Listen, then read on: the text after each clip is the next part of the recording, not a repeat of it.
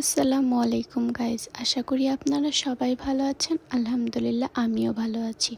চলে এসেছি আরেকটি নিউ ভিডিও নিয়ে আপনাদের মাঝে। তো আজকে আমরা যাচ্ছি খুলনার বয়রা মুজগুন্নি পার্কে, যেটার বর্তমান নাম দেওয়া হয়েছে উল্লাস পার্ক। আর এই পার্কটা নতুন করে আবার শুরু হচ্ছে।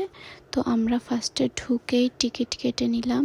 আর ভিতরে যে অনেক কিছু ছিল খেলার, মনে হচ্ছিল আমি যে খেলি ছোট বাচ্চাদের মতো, অনেক কিছু ছিল। তারপর আমরা যেহেতু বিকালে গিয়েছিলাম, সন্ধ্যা হওয়ার আগেই, রাত হয়ে যাওয়ার আগেই আমরা নৌকায় উঠে নিলাম।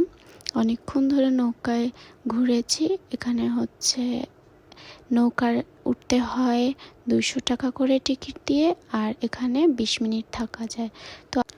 তো নতুন জায়গায় আসলে নতুন কিছুর এক্সপেরিমেন্ট হয়, এই আর কি।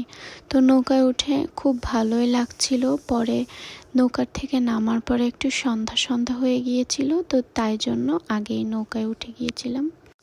তারপর এটা হচ্ছে ট্রেন। অনেক নতুন নতুন রাইড এখনও কমপ্লিট করা হয়নি, এখনও এর ভিতরে অনেক কাজ বাকি। তবুও যে ভালোই টাইম পাস করেছি আমরা। আর এই ভেতরে আম গাছে অনেকগুলো আম ছিল।